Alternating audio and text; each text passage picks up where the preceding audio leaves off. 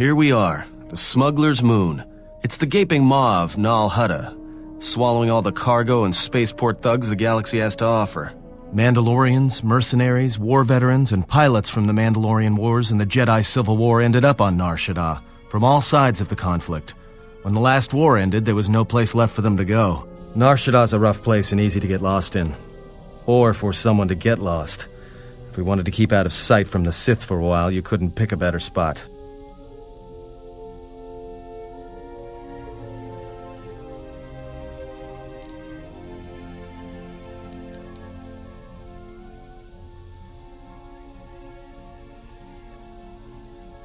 Yeah, some came looking for work running freight and cargo. Still, there's only so many ships to go around and so many workers. So others lend their weapons to the Hutts in the exchange. It's become a prime base for raider recruitment across the galaxy.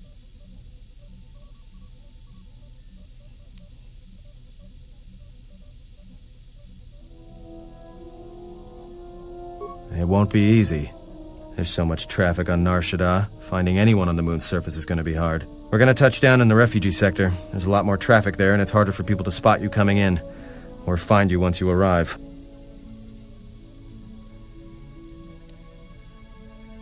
Anyone flying the Star Lanes has docked on Nar Shadda at least once.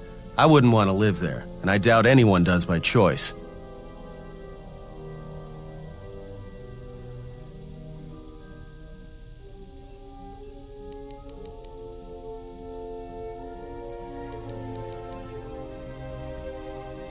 Not everyone who came to Nar Shadda were soldiers. A lot of worlds were destroyed by the Mandalorians, and the Jedi. Left a lot of people wandering the galaxy.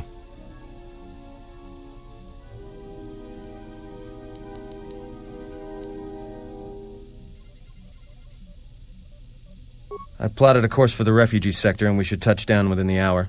Once we're down, we should finally be able to breathe easy. There's no way anyone's gonna find us here.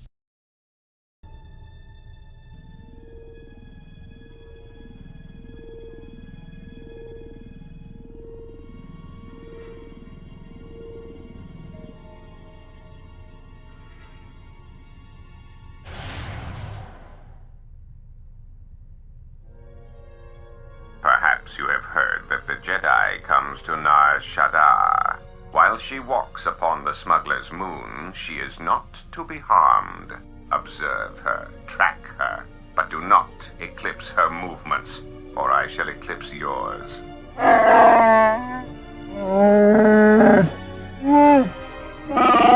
You must, because one Jedi attracts others. It is the way of things. Dawachosimu poindorakawa ichirendumo paramakawana abawasi. Yukroren wan mapusiti indolara. Honta no saka, jita bedwana maticha. Kichu no kada mirenito. Renfiloso ni heku chupanaret atamakcha.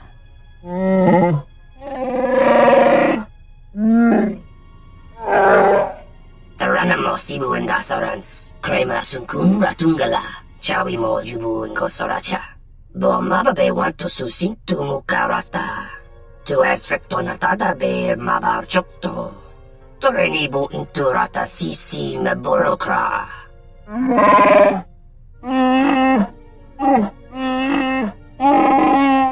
Request. If KotOR's vessel is no longer neutral ground, inform us so that we might initiate assassination protocols and commence firing at once.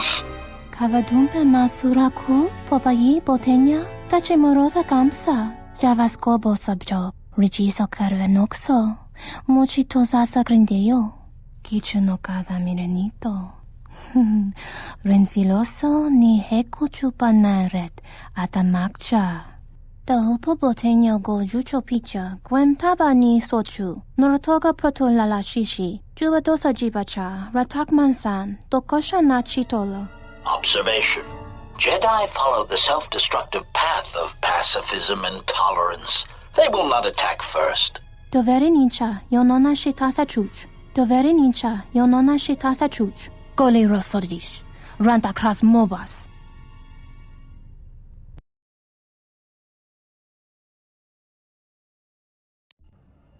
Ah, the beautiful stench and decay of desperate living. This moon, it teems with life. It is difficult to center oneself. Welcome to Nar Shadda. Towering buildings kilometers high and miles deep, with canyons so wide you could have a dogfight in them. Word of warning, watch where you step, or you'll fall for hours.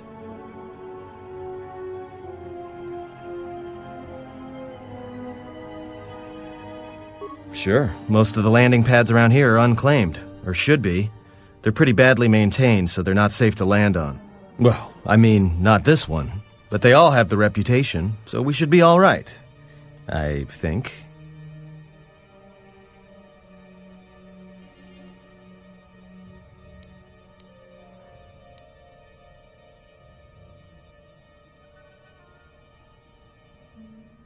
No, but I forgot to tell them we were landing. The refugee sector's a dead zone. No one cares too much who flies in and out of here as long as they're not carrying cargo that the exchange or the Hutts might want a piece of.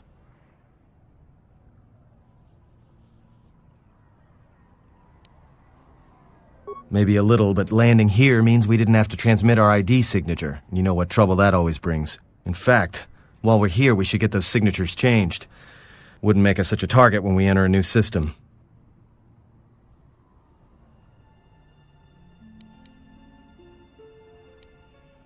All right then, let's move out. Where are we headed exactly? It does not matter where we go. If what we seek is here, we shall come upon it in due time. Yeah, if you want to stay on the ship and meditate some more, don't let us stop you.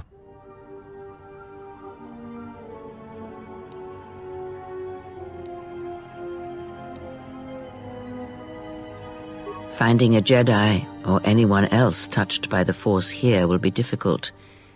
The mass of people, the rush of their emotions. It makes detection difficult. But this moon does not get any smaller while we wait. This sector is as good as any place to begin our search, so let us begin. Well, if we're gonna search a moon of a few billion inhabitants for one Jedi that even our own can't sense, might as well start as soon as possible.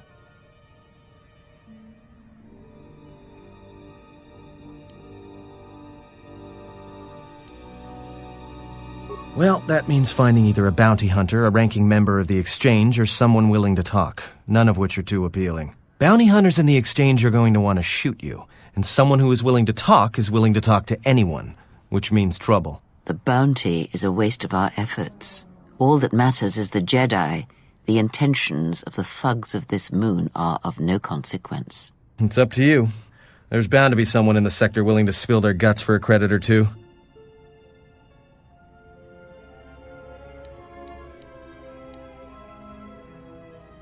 All right, if you have any questions, just ask.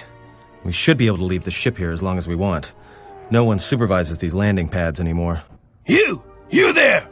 Uh-oh. What's with you? Letting that piece of junk sink its struts into my landing pad!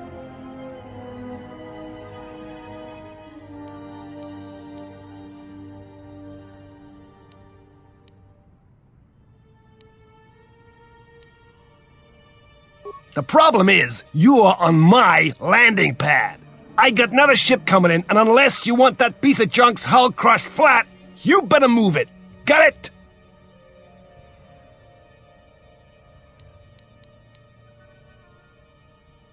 Yeah? Right now, all I'm hearing is talk. How much you offering?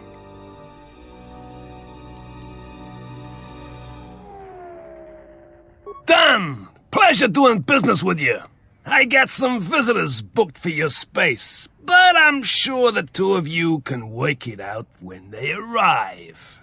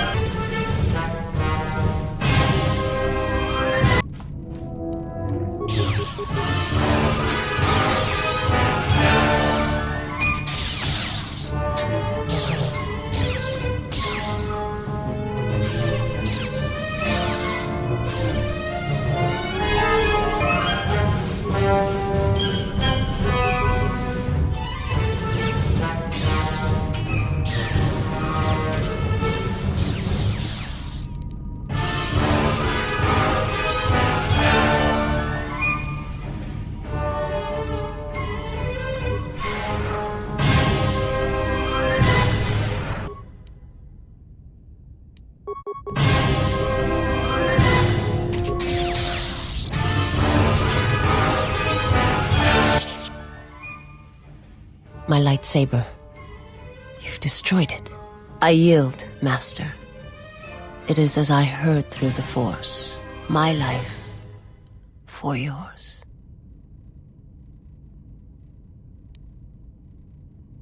Kill me. I beg you. It was not my wish to challenge you. And I must pay the price. I have nothing to offer you. Your strength is superior. It is as I felt.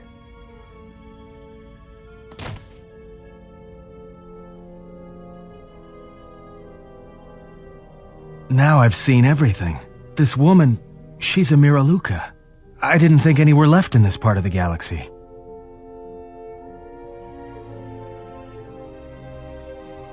I heard they had a colony on the Midrim, almost halfway between Onderon and Dantooine. Then, it wasn't there anymore.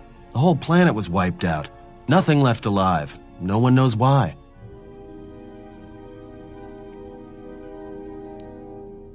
Well, some of her wounds are pretty bad. Looks like she was already carrying her share of scars, though. I think she'll recover, yeah.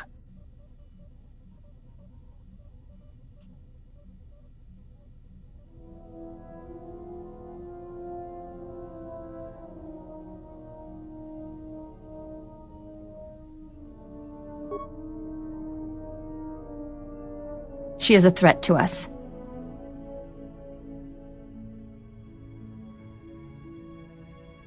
I am not asking that she be harmed or interrogated, but she is of the Sith, and she has attacked us once. She should not be allowed to walk freely on the ship.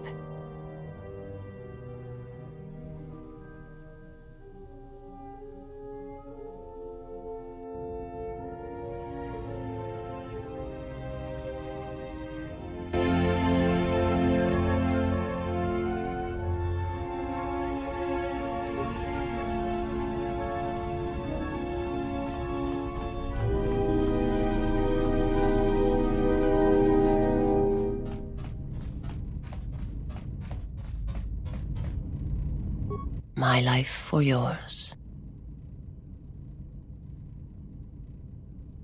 I am able to serve. If we enter battle, I will fight and die alongside you. I have not heard that question in some time. My flesh is healed, if that's the answer you seek.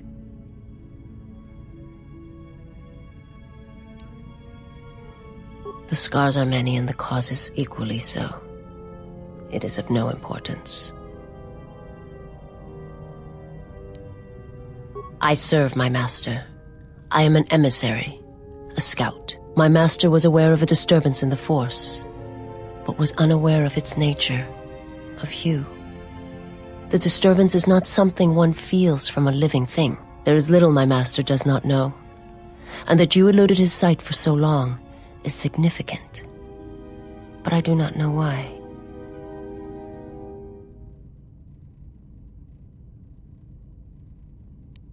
I felt you, heard you through the Force. It was like a sound at the edge of hearing, and when I heard it, I found I could not ignore it.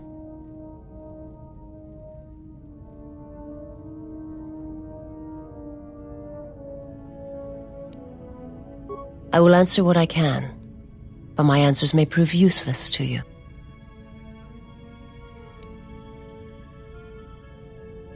I am not familiar with the place you speak of. My master has not entered Republic space for some time, but there are others who may move more freely, who may have been responsible for such an act of destruction. There are many factions within the Sith, all seeking to take what little remains in the wake of the Jedi Civil War. Where one moves, it is not always known to the others. But their purpose is the same. The death of all Jedi, everywhere. They believe you are the last of the Jedi, and their hatred of the Jedi unites them. All their eyes are upon you, and it is a terrible, quiet darkness that pursues you. My people once had the power to perceive events, to see through the Force. That sight may manifest itself in many ways, and at times, I may affect the abilities of others to see as well. My sight has been damaged. What I have taught you, it is not the full extent of the perceptions of my people.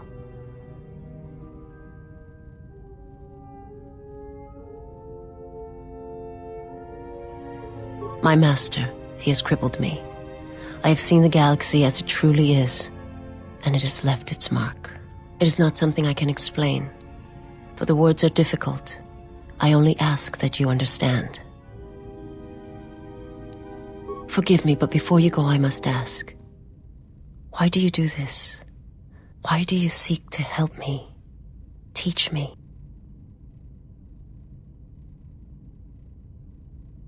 You must not do this.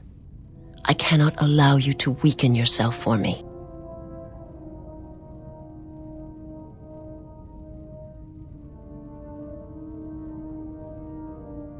So you say, but it is not something I have observed or seen. I remember little of my homeworld before I entered my master's service. It is not as it was. There is little left of such memories, or the planet itself. It is not a subject which I have spoken of since its destruction.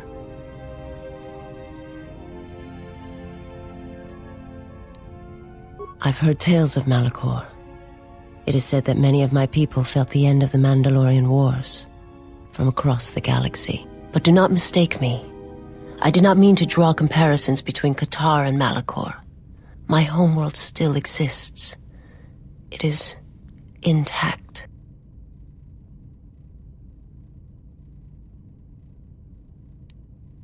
The planet was not destroyed. It remains. It orbits, dead in space. But nothing lives on its surface. It echoes, but there's no one left to hear it. I am not certain I did. I was there when the planet died. To see everything around you extinguished. It was as if I was blinded. It was as if the Force had been bled from the world. I imagine there are worse deaths, worse pain. But if there are, I do not know them. I was the only living thing remaining on the planet of KotOR, and my life, my agony, was a flicker in the darkness that was the planet. All that I had been connected to had been severed. Yes, but it was not survival. I still wonder what would have happened if I had died with the others. If perhaps there would have been some way to hide my presence from the galaxy. If only I had not felt that pain, that loss, as strongly as I did. But it could not be done. When the life was bled from the planet, and yet somehow I remained. My master came for me. He walked upon the surface of my dead world, and there, lying in the bodies of my race, he took me for his own, and he made me see. And for the first time I saw the galaxy, and I wished to die.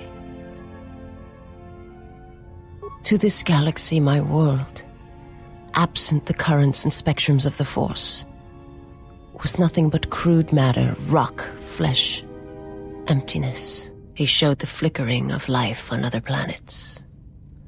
The mass of beings that swarm through the empty places of the galaxy. To see such creatures, disconnected from themselves, their world, their place in it, unable to see the currents and how they affected everything around them.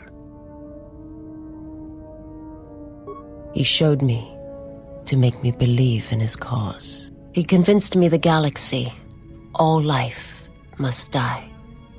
He fed upon its ugliness, its screaming, and in its place, he left silence. And where there was chaos, he brought stillness and order.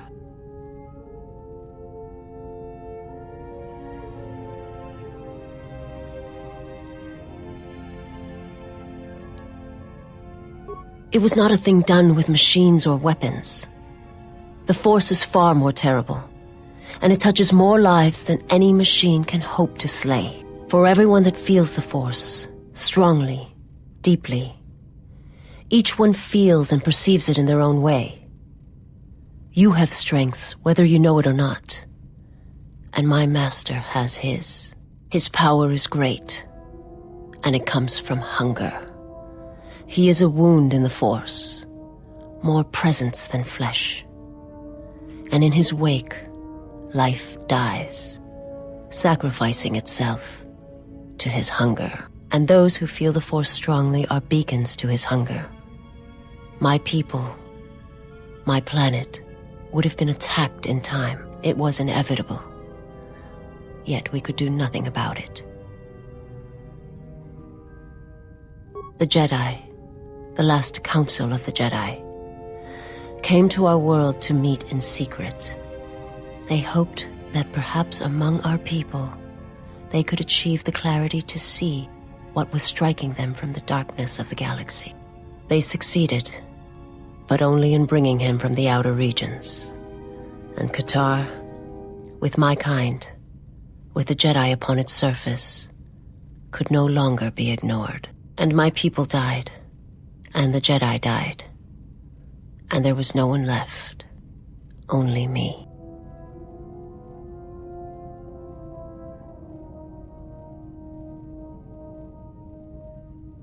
They hoped to see the threat that had been stalking them, and they did. But they were unprepared for the magnitude of the threat. He cannot deny his hunger for long, and any gathering of Jedi is something he cannot long resist. And now that the Jedi are vanishing, I do not know what will happen. Perhaps he will grow strong enough to eradicate all life, merely with his presence.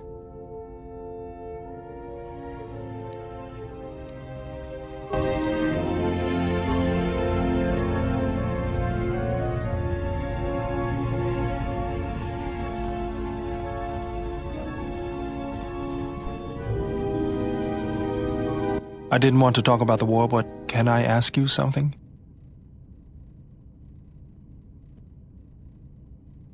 Why did you decide to fight?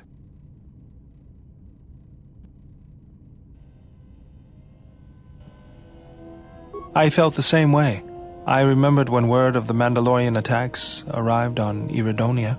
My people had colonies across the Outer Rim. Many of them were among the first systems to fall.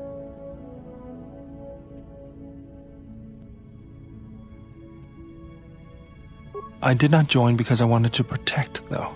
I hated them. I wanted to destroy them, to give them the mercy they gave the people they conquered. I remember the thrill I felt when we fought them in battle. Victories were rare, but we celebrated every Mandalorian's death. Do you know how it felt?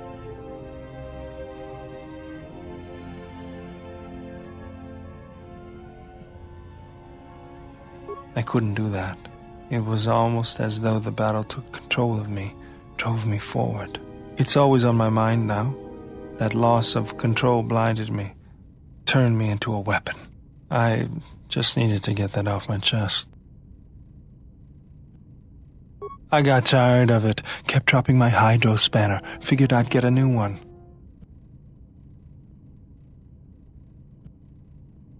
I was only kidding. Actually, it was a souvenir from Malachor. I was lucky it was all I lost. But at least it gave me something to do, right? Everyone always said I was probably half machine anyway. Something else I can help you with? Let me see what you have. No, you're still missing a lens.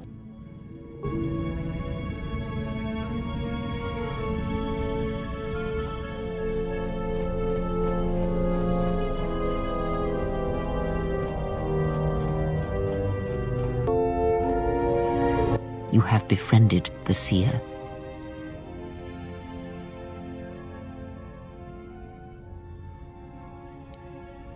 Her species does not see as we do. They perceive the galaxy through the Force, and it is how she found you. It is a rare gift squandered on her people. The Sith carry the battle to you, and you spare them. And as we travel, the empty places of this ship are filled. I hope your thoughts in this matter are clear. If you take her on as a servant, know that the Sith meet their end at the hands of their apprentices. It is not something I would wish to happen to you. This one you have saved has other masters. Though blind, she has ties to darkness. Her presence here is a threat to us, to you. Do not underestimate her or her loyalty.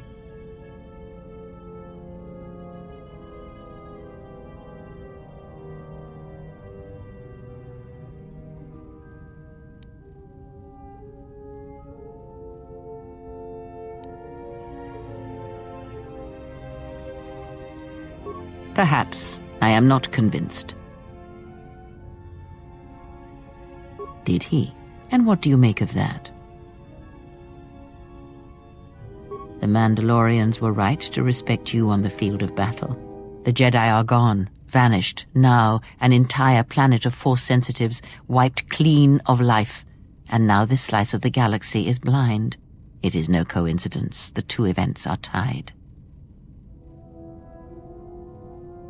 I fear you are right, and I fear it may prove more than that. War is a hunger, and there are spirits in the galaxy whose hunger is never satisfied. But there is little to be done about it now. Watch the seer carefully, she may reveal more. Ask, and I will answer. He, if he can truly be called a man any longer, is one of the dark lords that pursues you. I do not think he knows what you are.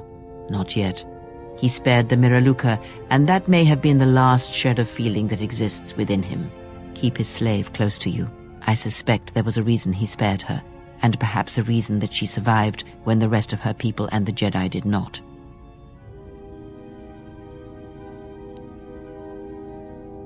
One cannot have power of that magnitude that her master possesses and still think and perceive the universe as we do, as most of us do. I had hoped that you would not have to confront him, but her presence here has changed all that. You will have to meet him in battle. You must be prepared to sacrifice the blinded one.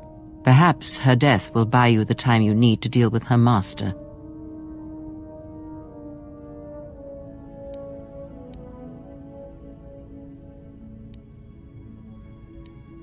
Perhaps he is bound to her, as I am bound to you. If so, there may be a death served by hers. You must be prepared to sacrifice the blinded one. Perhaps her death will buy you the time you need to deal with her master.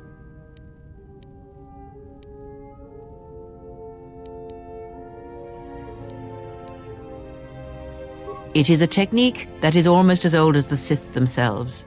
It is a means of severing connections between life, the Force, and feeding upon the death it causes. It cannot be taught. It can only be gained through instinct, through experiencing its effects firsthand. Yes, and he fed upon its destruction. It will sustain him for a time.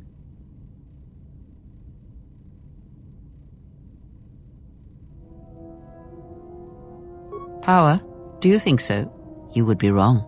There is no strength in the hunger he possesses, and the will behind his power is a primal thing, and it devours him as he devours others. His mere presence kills all around him, slowly feeding him. He is already dead. It is simply a question of how many he kills before he falls.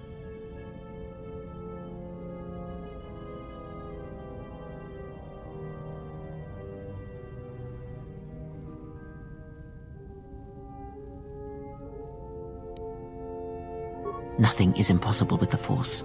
It is an energy that flows through all living things. And like energy, it may be harnessed, channeled, and consumed at times. It may even be a substance that can burn and ignite. Do not think of his power as one would a weapon, or one of your warships of the Republic. It is terrible, but it is still a subtle thing. The sect of assassins that chase you feed on the Force. What he does is simply the pinnacle of what they could achieve in time. And that is why they and their techniques must be wiped out. No one again must experience and learn what her master did. As much as one may use the Force to bolster the wills and strengths of others, the reverse is possible, though not often used. Instead of sending one's will through connections in the Force, instead such connections are drawn upon, fed upon, and drained completely. Then you understand how terrible such a power is, and why it must be ended. It is an empty road to the dark side, and by traveling it, the price is death before one's time. He is a breach in the Force, capable of consuming the lives of those around him. Sometimes the touch is slow, as it is with his crew.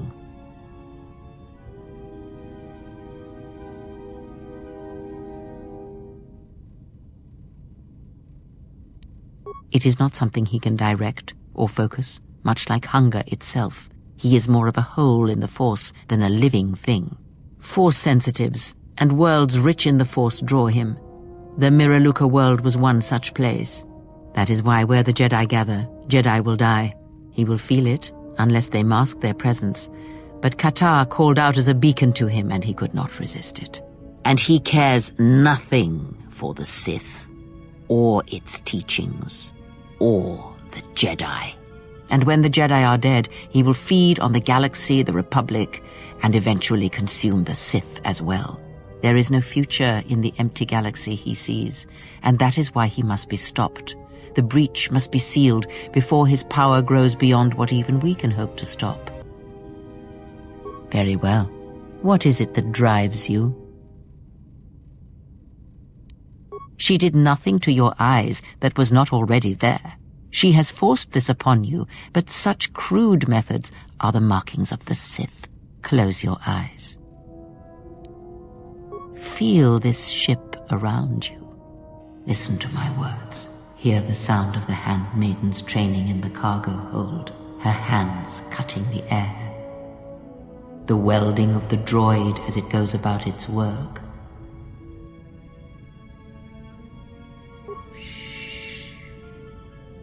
Now stretch out. Hear the rumble of hyperspace, the hum of the hyperdrive. Ignore distractions and focus on my voice. The breathing of the blinded one as she meditates in the dark. Now, listen deeper, past her breathing, and listen. As my feet walk from the ashes of KotOR, I shall not fear, for in fear lies death, and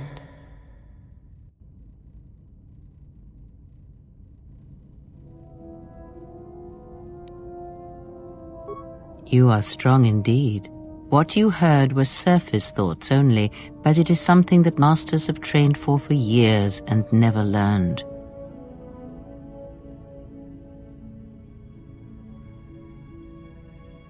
That is not the real question you should ask. Is such listening enough to perceive the world around you? It is not, because to listen to the thoughts of another is much like attempting to see the universe only with your eyes. It is equally limiting.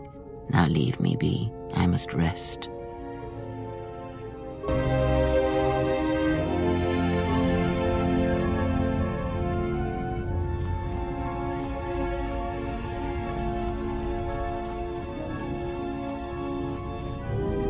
Yes? I do not think you are ready for further instruction. Each movement of our arts demands some time to use the art in battle, or to examine how it may be best used in battle. It is the way of the Ichani to be able to read their opponents, to know where an opponent is going to strike before it connects, anticipate it, and then strike against them. Ichani battles are fought several minutes in advance. In many ways, it is much like the game of Dejarik, played in the core systems. The most advanced among the Ichani are able to predict the course of battles by months, and the most revered are said to be able to predict the path of wars. Only Revan ever demonstrated such skill in war. And even as he slaughtered us, the Ichani still respected him. You are already doing it. If you do not know you are doing it, then training will make you a dangerous opponent indeed. Come, as we fight more, I will teach you. Do not think about predicting my movements. React instinctively. You are doing better. At first I was afraid that your awareness of your own ability might ruin it, but that is not the case. You learn quickly. Perhaps it is your connection to the Force that allows such things, but I do not think so. Now you fight as an Ichani warrior fights, always in the future. You may ask, what of her? As I said, I knew little about her.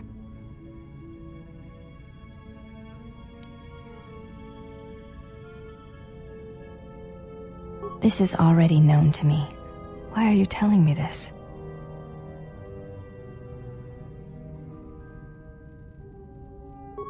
I do not know enough of you yet to speak of such things.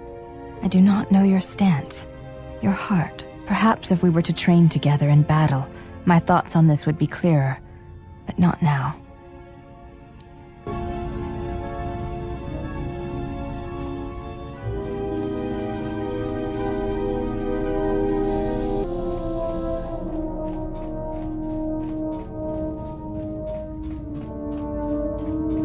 My life for yours.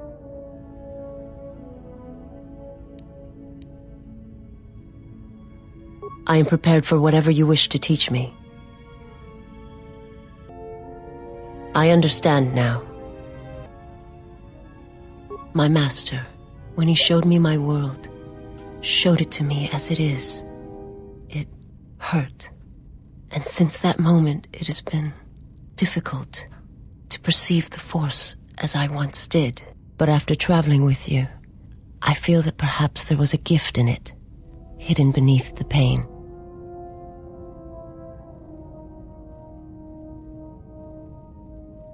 Only when one suffers do certain truths become evident, both of the galaxy and of the self.